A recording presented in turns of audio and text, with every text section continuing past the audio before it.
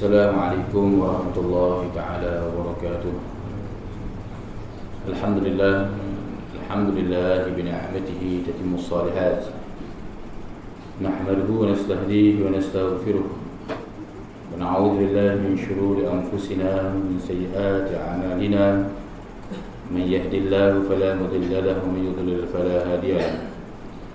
أشهد أن لا إله إلا الله وحده لا شريك له وأشهد أن محمدا عبده ورسوله ففهمناها سليمان كلما آتينا حكما وعلما وسخرنا مع داود والجبال يسبحن كنا فاعلين يا حي يا قيوم يا رب موسى وهارون يا رب إبراهيم يا رب محمد صلى الله عليه أجمعين اللهم زدنا فهما وحكمة والعقل وغصب بحجك يا رب الراحمين اللهم افتح علينا فتوح العارفين ارزقنا فهم النبيين والعلماء العاملين حفظ المرسلين وإمام المتقين برحمتك يا أرحم الراحمين. Alhamdulillah, syukur kita kepada Allah Subhanahu wa taala, rahmatnya dan nikmatnya daripada Allah Subhanahu wa taala. Masih lagi panjang usia kita, diberi nyawa lagi oleh Allah Subhanahu wa taala, dan kita duduk dalam ketaatan. Ini suatu rahmat daripada Allah Subhanahu wa taala. Sekarang ini kita sama lagi kita ini qala al-muallif rahimahullahu ta'ala wa nafa'ana bi'ulumihi wa 'ulumina fid darain amin ya rabbal alamin.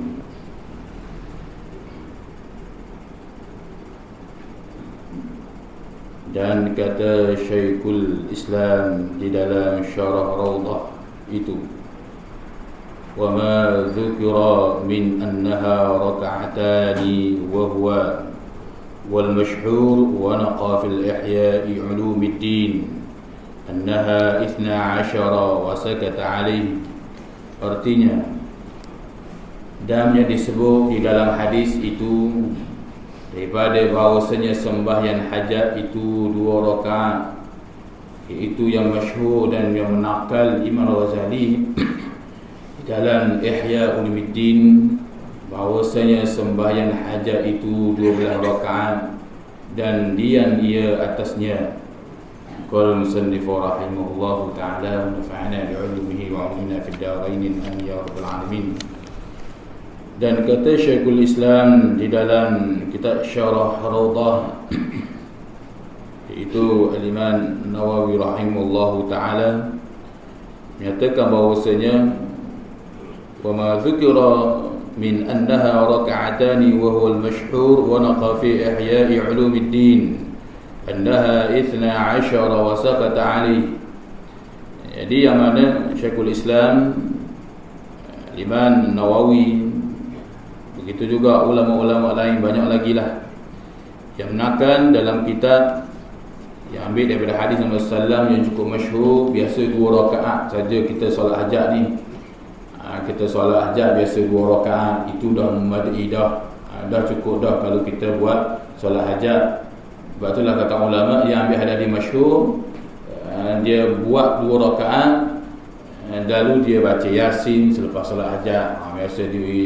Biasa di pondok-pondok biasa solat hajat 2 rakaat, lepas tu baca Yasin. Itu di situ dia niat mubin, ataupun tambah baca Yasin pun memadai dah. Dengan jadi nakal Imam Ghazali dengan bacaan-bacaan tersebut itu ada memadai dah. Tetapi kata ulama sebagai tahqiq, sebagai nak membuatkan lagi solat hajat itu, iaitu selepas solat hajat itu 2 rakaat, iaitu baca Yasin. Itu di antaranya hajat kita besar, minta Allah sembuh, ataupun saudara kita dalam bahaya begini, maka kita minta dengan Allah, maka dibacakan surah Yasin memadai dah, seperti mana yang kita telah sebut dah sebelum ini. Dan menakal Imam Ghazali dalam Ihya Ulumuddin, Imam Ghazali juga menakal, yakni dipindah dalam kitab Imam Ghazali Ihya Ulumuddin itu, sembahyang hajat ni 12 rakaat. Boleh kita buat 2 rakaat dengan salah satu dengan beberapa salam dan diam ia atasnya, yakni jangan kita bercakap apa-apa, lalu kita terus berdoa kepada Allah Subhanahu wa taala. 12 rakaat Imam Ghazali kata kita solat hajat. Sebab Imam Ghazali ni kita sudah masyhur, kita dah kenal dia, al-ulama bil amiliyin, ulama yang beramal dengan ilmu dia.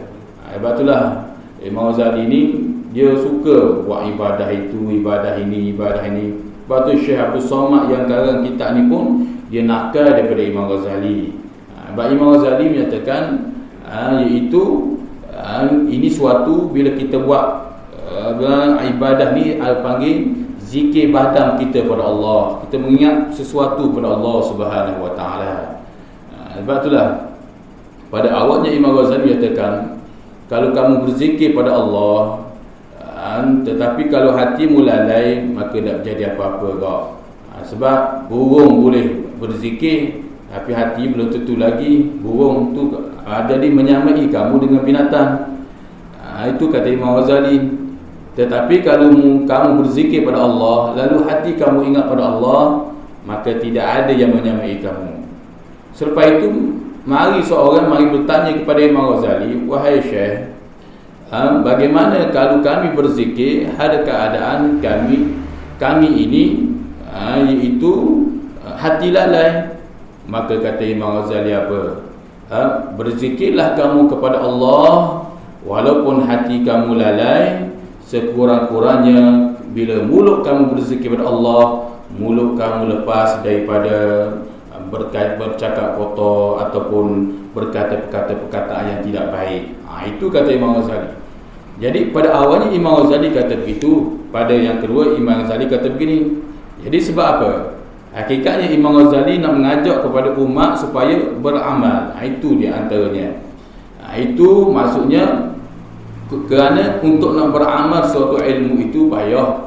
Orang panggil nak beramal itu nak berkata itu mudah, tapi nak beramal itu payah. Sebab itu darjat seseorang itu naik disebabkan dia beramal. Sebab nafsu kita ni adalah nafsu akal, nafsu liar, nafsu manusia. Bila ulama tasawuf mengibaratkan dalam kalamnya, dia kata apa? Nafsu ini seperti kita bawa lembu. Kita panggil ikat lembu ni, cucuk hidung dia ni, kita bawa dia kat perbatasan antara padi air. Apa lembu tu buat? Lembu pasti nak pergi nak pergi alah ke padi juga. Nak pergi bahan padi macam dah kita terik dah dia, kita bawa dah dia. Maka itulah gambarannya bahawasanya nafsu walaupun kita sudah didik dia, tapi kalau tidak ada keikhlasan bi'amaliyin, dengan beramal dengan betul ilmu Allah, dengan ada keikhlasan, orang panggil mengaji saja tidak ada niat untuk beramal, dia akan condong lama-lama, dia akan lari juga. Dia akan lari. Bila dia akan lari, maka dengan lari itulah dia makan padi, ataupun dia akan menunjuk kelebihan-kelebihan dia. Maknanya kalau orang nisbah ada ilmu, orang pandai ilmu fiqh, dia suluh orang ni tak pandai, tak betul sembahyang. Kalau orang ni nisbah pandai ilmu dia orang kata orang ni tak begini. Kalau orang ni nisbah mahal tajwid, dia kata baca orang ni tak betul, tak berapa betul. Ataupun orang ni dia kelebihan Tuhan kepada dia begini ilmu, dia kata begini. Sebab apa? Berpunca daripada nafsu itu tidak dibawa dengan sejujur-jujurnya. Maka itulah gambarannya. Sebab itulah kita tak heran bila Imam Ghazali, para ulama lain kata sembahyang memadai dah 2 rakaat, tapi mari Imam Ghazali bahan 12 rakaat. Ini nak cerita pada kita seorang ulama yang beramal dengan ilmu dia. Sebab itulah kita tengok kalau kata-kata Imam Ghazali banyak, dia menyatakan aku bimbang bila sesuatu ibadah itu dilaku tanpa kita hadirkan hati kita ke hadratillah. Ini bahaya. Sebab jalan-jalan aqabah ni, jalan tipu-tipu daya syaitan cukup halus. Jalan tipu daya Allah pun cukup halus. Maksud tipu daya Allah itu yakni Allah beri suatu kebaikan, tetapi di sebalik kebaikan itu tidak ada keikhlasan. Ini bahaya.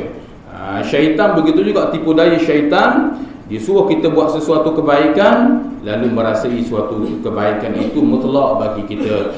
Ini bahaya, tipu cukup halus. nak hadap ke hadratillah. Batulah ulama-ulama dulu, orang sufi dulu, para wali-wali Allah, dia beruzlah. Zaman kita tak ada uzlah, kita tak boleh ada tanggungjawab begini-begini, tak boleh.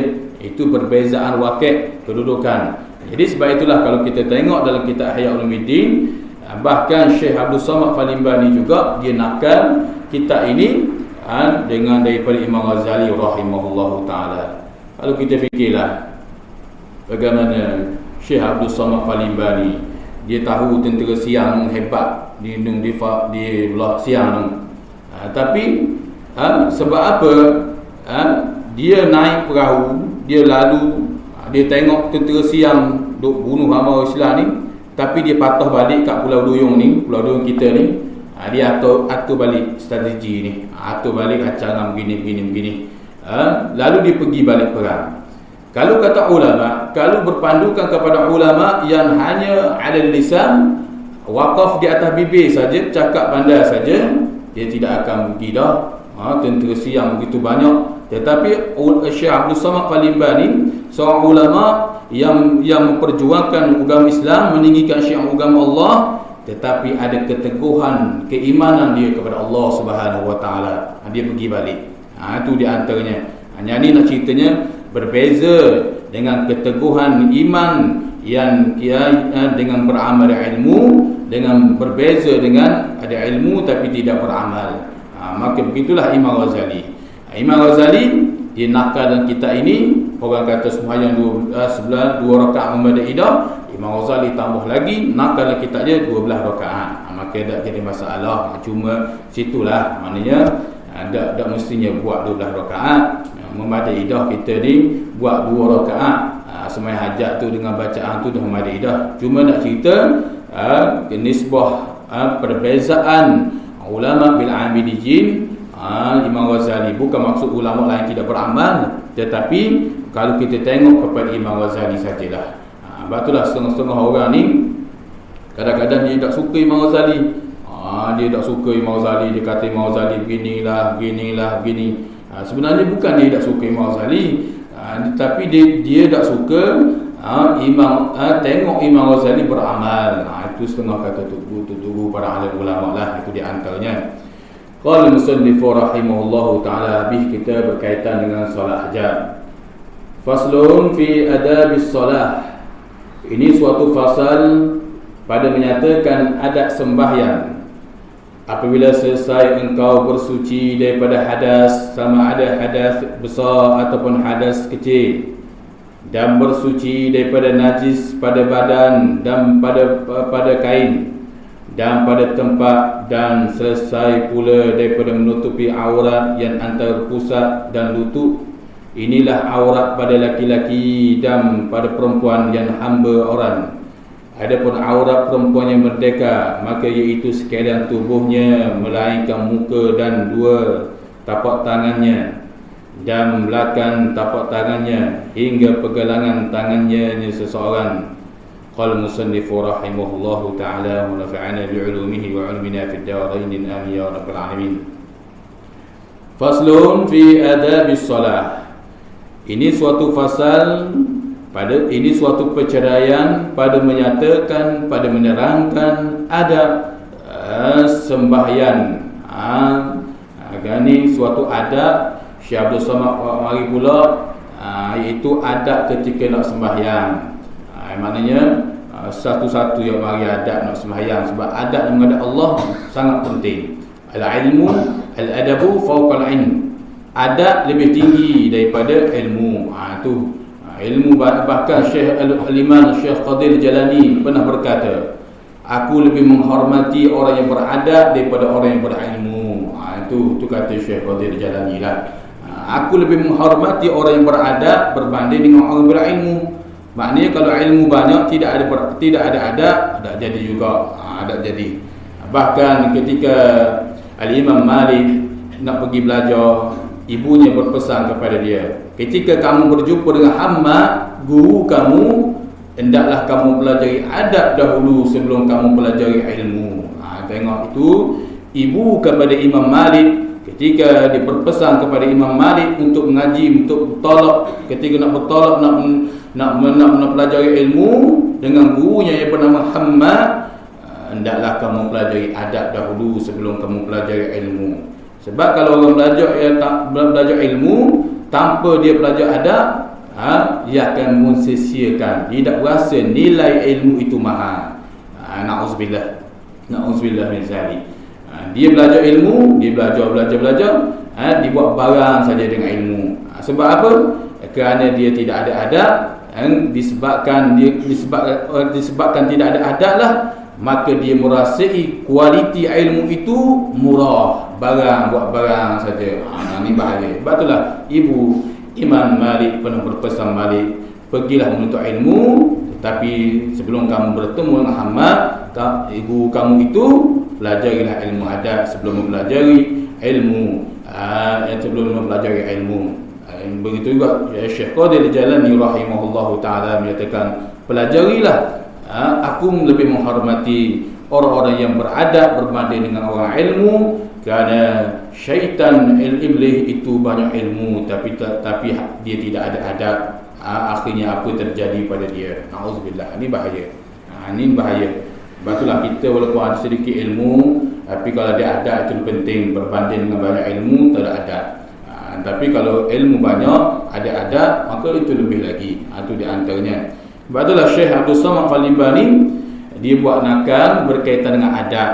Dia buat mari adab pula tentang sembahyang ni. Qala musannifu rahimahullahu ta'ala, apabila selesai engkau bersuci daripada hadas, sama ada hadas kecil dan hadas besar, seperti biasalah kita nak menghadap Allah, kita bersuci, kita bersih, itu adab kita dengan Allah, bersih, dari najis pada badan, selesai belaka najis yang ada pada badan.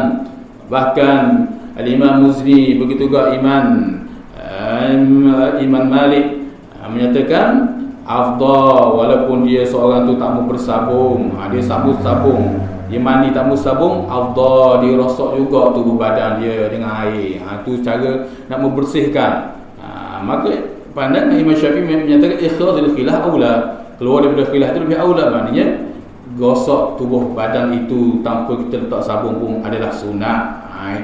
Itu di antaranya. Maka letak sabun tu nak membersihkan lagi, maka itu lebih afdal. Tapi sekurang-kurangnya orang panggil mandi, jangan jiruh tubuh gitu saja. Maka afdalnya bersih juga, sapu-sapu juga tubuh badan tu.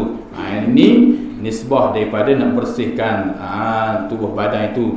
Dan pada kain, begitu juga pada kain, kita nak menghadap Allah ni, Rabbul Jalil ni, Tuhan daripada Nabi Adam pada Tuhan sekarang ni, kita nak menghadap Allah ni, maka sudah tentulah kita nak bersih badan kita, pakaian kita nak menghadap agung, kita nak menghadap raja, kita sudah tentulah kita akan pakaiannya macam mana. Ini adalah Allah, Tuhan yang menentukan kedudukan kita, Tuhan yang meninggikan maqam kita, Tuhan yang menghinakan maqam seseorang itu disebabkan berbuat maksiat pada Allah.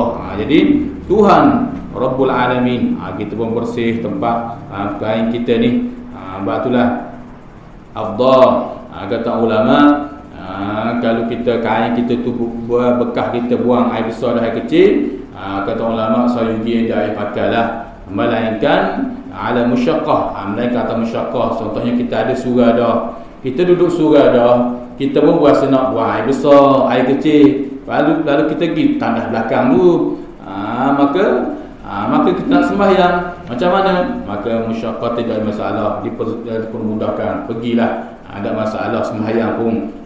Tetapi kalau di rumah afdal, kata ulama, kalau kain kita duduk pergi mari duduk sini, kadang-kadang kecing, lepas tu pergi tukar sini pula ataupun seluar kita, afdal, kata ulama, pakaian yang lain. Ini khususiah pakaian tu untuk ibadah sembahyang biar ada. Itu di antara dikatakan oleh para ulama.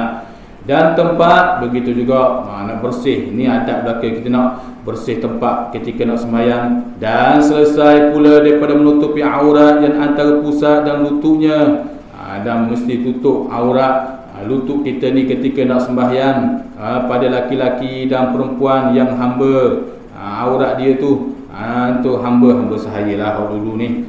Jadi antara pusat dan lutut ni kena jaga. Lelaki, khususnya lelaki lah, mestilah pakai pakaian tu mesti labuh ketika nak sembahyang, yang kita telah sebut dah sebelum ni sebagai mutalaah baliklah, sebagai ulang kaji balik. Mutalaah sebagai ulang kaji balik, khususnya budak-budak lelaki-lelaki. Jangan duk pakai baju adik dia umur setahun, umur 2 tahun, kadang-kadang pakai baju kecil. Kalau dia rokok, kau nampak belakang ni batal sembahyang. Yang perkara yang mengiri pusat, hatta di belakang sekalipun nampak dia rokok, kadang-kadang nampak belakang ni, maka batlum. Ni bahaya. Ada lagi, saya tengok ada lagi berlaku di masjid, ada sebuah masjid tu, 10 orang jugalah anak muda, mungkin dia ada camp sekolah dia tu lah. Tu dia sujud nampak ni belakang ni, tak boleh, tak sah sembahyang. Tu tak sah. Tapi kita dah khabar kepada guru dia tu, tak sah ni sebuah sembahyang. Bila rokok ni, baju dia kecil dia pakai, bila dia rokok dia nampak begini, dia rokok nampak ni atas ni kat punggung ni. Jadi perkara yang mengini pusat ni tak boleh. Maka itu panggil jemaah ulama menyatakan batlun, batal sembahyang, tak sah. Pakai nak sembahyang ni kena pakai pakaian labuh. Cuba kalau dia mengadap raja ketika itu, apa raja buat? Itu dah tentu tidak. Maka begitu juga dengan Allah Subhanahu Wa Taala, lebih-lebih lagi kena jaga.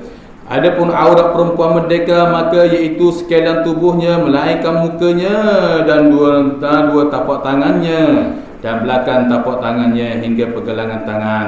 Ini aurat perempuan yang merdeka, bukan hamba, bukan sahaya ni, iaitu aurat dia, muka sekalian tubuhnya ni, dua tapak tangan ni. Begitu juga dalam sembahyang. Begitulah aurat yang sebenar. Aurat perempuan yang sebenar di dalam sembahyang, maka begitu juga di luar sembahyang, begitu juga. Tu panggil aurat dia tu, pergelangan tangan tak boleh, tak boleh menunjuki aurat ni. Nampak kadang-kadang lengan, itu tak boleh, haram. Itu di antaranya. Dah masalah sekarang, saya tua dah masalah sekarang ni. Saya orang tua dah dekat aurat juga. Maka perpatah adat perkara kaedah berkata, setiap-tiap yang gugur itu pasti ada yang mengutiknya. Tu tiap-tiap yang gugur itu pasti ada yang mengutiknya. Maksudnya kalau buah yang gugur itu pasti ada binatang makan ke, orang kutik ke, maka begitulah gambarannya. Orang panggil, kalau bukan di kalangan muda tapi tua sama tua, itu di antaranya. Tiap-tiap yang gugur itu pasti ada mengutiknya. Itu kaedah, istilah bagi orang yang berkata, saya tua dah, awak apa lagi, kalau begitu. Itu yang disebut oleh Imam Ibn Qayyim. Begitu juga Ibn Qayyim berkata, begitu juga kalau orang kata, saya tak dapat hidayah lagi, nanti saya dapat hidayah, nanti saya berubah. Awak dah apa? Awak boleh bercakap, awak dah dapat hidayah, sekarang saya dah dapat hidayah lagi. Apa kata Ibn Qayyim? Ibn Qayyim menyatakan, hidayah itu bukan ditunggu, tetapi hidayah itu perlu dicari. Maksudnya, jangan tunggu hidayah, kerana Allah Subhanahu Wa Taala akan memberi pertolongan hidayah dan taufik itu kepada seseorang mengikut qadar keikhlasan dia dalam nak mencari keridhaan Allah, keikhlasan kepada Allah Subhanahu Wa Taala. Itu di antaranya. Kalau duk tunggu hidayah, duk mari mana tu, dan Allah dah bagi hidayah lagi pada aku ni, tak akan mari. Dan selagi dia sendiri tidak berubah untuk mencari hidayah Allah Subhanahu Wa Taala, tetapi dia nekat, dia bersungguh-sungguh untuk mencari keadaan Allah, mencari hidayah Allah, maka Allah akan memberi pertolongan taufik, yakni kuasa di atas membuat ketaatan kepada Allah, dia akan terlaksana pada diri dia. Itu di antara disebut oleh para ulama. Itu di antaranya beberapa perkataan yang selalu disebut oleh orang awam, orang yang kadang-kadangnya dia malas buat ibadah, dia buat alasan begini-begini. Itu di antaranya. Qala musannifu rahimahullahu ta'ala wa nafa'ana bi'ulumihi wa 'ulumina fid darain amin ya rabbal alamin. Itulah aurat yang sebenar. Aurat bahkan dalam hadis Nabi sallallahu banyak lagi menceritakan tentang aurat. Kemudian maka hadap olehmu akan kiblat padahal berdiri betul dan renggang kedua kakimu sekira-kira sejengkal. Kita duk buat semua dah ni.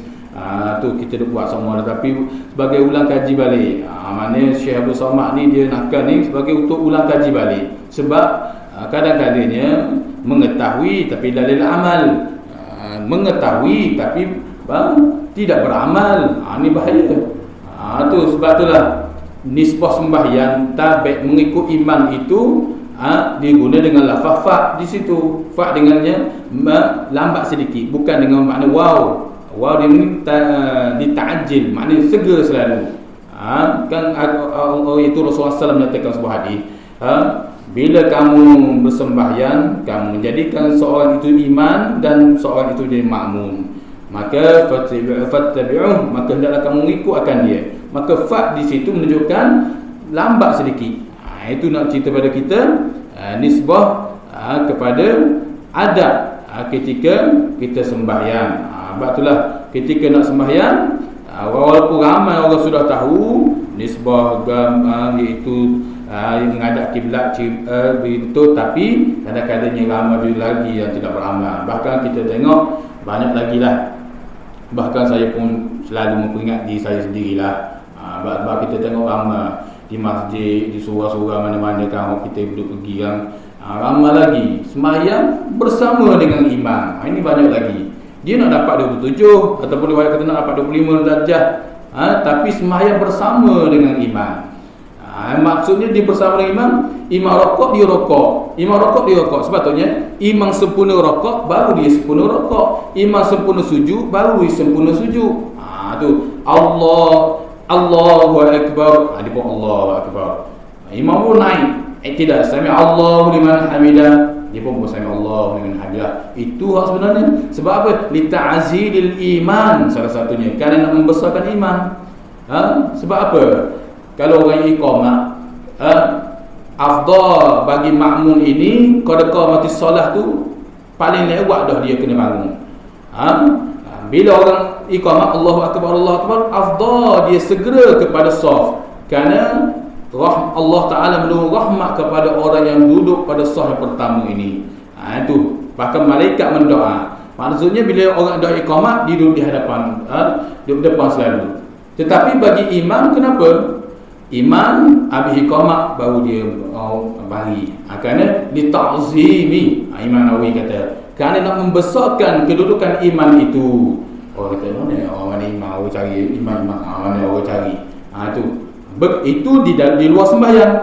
Maka lebih-lebih lagi di dalam sembahyang, maka mengikut iman sesudah iman sujud baru kita sujud, itu lebih afdal. Bukan maksudnya imam rokok baru rokok. Imam sujud kita sujud sekali imam. Imam rokok kita rokok sekali imam. Maka ini orang gini kata ulama buat pekerjaan begini halal hawalatul iman, tidak ada kewanisan iman. Ya, maksudnya kalau dia sembahyang dia duduk tadika lagi lah. Tadika pasti lagi, sekolah pasti lagi. Maksudnya darjat dia nak naik ke darjat lebih tinggi tak boleh. Nak naik ke sekolah lebih tinggi tak boleh. Duk ibadah situlah. Kadang-kadang rasa bosan. Pekat dulu tadika ni, bila dia buat ibadah tidak buat begitu, dia pekat rasa bosan dengan ibadah Allah. Kadang-kadang dia tertanya pula, apa tujuan buat ibadah?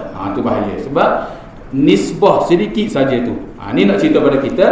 Kadang-kadangnya apa yang dinakal oleh Syekh Abdul Somad Al-Limbani, berdiri betul, renggang kaki itu memang kita sudah tahu, tetapi kadang-kadangnya nak beramal itu kadang-kadangnya. Itu bahaya. Sebab itulah disebut sini hadap olehmu akan kiblat padahal berdiri betul. Kita nak menghadap kiblat ni biar berdiri betul, melainkan kita ni pokok sabut tu lah tu, asal kejadian tu lain. Ni pokok tu dia tak beri betul molek, begitu mata saja tengok tempat sujud, tengok begitu. Tu di antaranya. Sebab khusyuk itu tidak berpandukan kepada tunduk. Khusyuk itu berpandu kepada hati seseorang. Itu di antara sebab itulah wirid diharuskan oleh ulama, wirid kuat, wirid zikir kuat, wirid kuat. Ada orang tak mau wirid kuat, itu tak masalah, kaedah masing-masing. Tapi kenapa ulamanya mengharuskan wirid kuat? Kerana khusyuk itu berada dalam hati seseorang. Maka sebab itulah bila kita sembahyang, tengok pada pandangan afdal ialah tengok tempat sujud, bukan tengok pada tempat lain. Bila berdiri betul, mana berdiri betul tidak mestinya berdiri betul tengok di depan, tengok di bawah. Sebab itulah nisbah sembahyang banyak pun afdal duduk di atas soh-soh. Tu afdal di atas soh-soh, bukan di atas rapat-rapat. Tu di antaranya ada seorang Allah. Kita bagi tahu, kita kata duduk sembahyang jenazah ni afdal di atas soh-soh. Kalau orang tak ramai, dia kata mana dalil, mana kitab, kita tunjuk kitab pada dia. Hak dia nak sangat. Dia tak terjawab pula. Nak cerita pada kita nisbah, nak ceritanya bahawasanya tengok pada tempat sujud ni, walaupun kita berdiri, afdal kita tengok tempat sujud. Bayang kalau kita sembahyang banyak rapat-rapat, kita tengok atas mana? Kita tengok atas batang tekuk saudara kita, ada berapa rambut dia comel macam mana, gini. Kita akan perhati. Itu yang hikmah yang disebutkan oleh para ulama. Bila jika kedudukan surau, kedudukan masjid itu masih luas lagi. Tapi masyarakat di keadaan masyarakat jadi begitu. Jadi begitu, kena apa-apa. Di kalangan asatizah pun begitu juga, buat juga apa-apa. Nak cerita pada kita afdal, maknanya nak pada nisbah sembahyang jenazah pun, sedangkan fardhu kifayah tu, fardhu kifayah kita tak sembahyang, ada orang sembahyang pun tak apa dah, hasil jenazah tu. Tapi apatah lagi sembahyang hak fardu untuk diri kita sendiri, sebagai modal untuk diri kita sendiri, maka afdal kita tengok tempat sujud. Walaupun kita berdiri betul, tengok tempat sujud. Dan renggang kedua kakimu sekira-kira sejengkal. Tu diri betul, sejengkal kaki sampai keluar. Ada khilaf ulama menyatakan bukan luah begitu makruh, tak boleh. Tu kaki lebih lagi perempuan, kaki kena begitu. Tak boleh kaki buka begitu luah begitu, melainkan dia sakit orak tu lain lah. Sakit orak main bola apa ke, dia kaki kena kekeng begitu, tak apa. Tapi bagi pandangan yang cermat, bila sembahyang pasti kaki tu seterik molek. Dosa kaki begitulah. Kadang-kadang banyak juga kaki ni sebagai tolaah balik lah. Kadang-kadang kaki tak ada kaki begini, sejengkal tu comel tu kaki dia sejengkal tu. Tapi masalah gini pula, saya ingin gini pula. Tu kadang-kadang ganggu kaki makmum yang lain. Maka nisbah ganggu kaki makmum yang lain, dia katakan makruh. Tak boleh. Jadi sebab tu kena molek begini. Ni sebagai tolaah balik lah. Sebagai peringatan untuk diri saya jugalah. Lebih lagi sembahyang yang berulang-ulang, macam sembahyang tarawih, berulang-ulang. Adalah bila sembahyang berulang-ulang, kadang-kadang dia kata ulama, nisbah ibadah itu berulang-ulang, unzur ala rijlai, mu tengoklah kaki seseorang. Bila sembahyang berulang-ulang, assalamualaikum warahmatullahi, assalamualaikum warahmatullahi, naik pula sembahyang tarawih dah biasa. Maka mu tengok, kata ulama, kedudukan seseorang itu, anggota dia khusyuk atau tidak, mu tengok kedudukan kaki dia. Ketika kamu bersembahyang, mu perhati kaki kamu sendiri. Tu kalau kamu di luar sembahyang, kamu tengok kaki makmum tu. Kalau kamu di dalam makanan, kamu tengok ketika dia berhadap makanan itu macam mana. Maka di situlah perangai dia. Maka begitu juga di dalam sembahyang, kamu tengok kedudukan di dalam sembahyang macam mana. Lebih lagi sembahyang itu berulang-ulang, macam sembahyang tarawih. Assalamualaikum warahmatullahi wabarakatuh, naik pula. Mulalah kaki comel dah, tu mula jadi gini. Mula jadi kekeng gitu pula, mula gini. Jadi tak comel. Itu di antaranya. Itu bagi ulama nisbah pada adab lah kan. Sebab bayang nak mengadap agung, nak mengadap raja, itu makhluk. Dengan jalan kecomaknya, panas terik gitu dia, itu makhluk. Maka Allah sudah tentulah. Itu di antaranya sebagai peringatan untuk kita, itu mesti kita berhati-hati ketika kita menghadap Allah Subhanahu Wa Taala. Hak pandai takut disebut oleh Imam Ghazali, kamu boleh bermudah-mudah dengan ibadah, tapi yang aku takuti, kata Imam Ghazali, ialah aku bimbang kamu tidak ada halawatul lil ibadah, tidak ada kemanisan dalam mengerjakan ibadah pada Allah. Bila kamu tidak ada kemanisan dalam mengerjakan ibadah pada Allah, itu tanda-tanda Allah Subhanahu Wa Taala tidak menjadi kamu itu sebagai kekasihnya. Itu paling kita takut. Tetapi bila kita cermat dalam ibadah, kita jaga hak perkara sunat ini yang sebagai keuntungan untuk kehidupan kita, maka orang itu akan selamat. Bila selamat, rahmat Allah bersama dia. Bila rahmat Allah bersama dia, keberkatan Allah itu akan berturun bersama dia. Ketika itu dia menjadi orang-orang yang mendapat halawatul ibadah, iaitu sedap dan mengerjakan ibadah kepada Allah Subhanahu Wa Taala. Jadi itu di antaranya kedudukan berdiri betul dan renggang kaki keduanya sejengkal di antaranya. Dan baca olehmu qul a'udzu birabbin nas hingga akhirnya, supaya terpelihara daripada waswas syaitan, dan hadirkan hatimu kepada Allah Taala, dan baca olehmu qul a'udzu birabbin nas. Jadi kita berhenti di situ. Apa yang kita dengar pada pagi ini mudah-mudahan ini manfaat bagi diri saya juga, dan juga menjadi kasih semua. Mudah-mudahan Allah SWT memberi kekuatan dalam kita mengerjakan ibadah kepada Allah SWT. Jadi sekadar itu dulu. Wallahu a'lam. Auzubillahi minasyaitonir rajim. Alhamdulillah.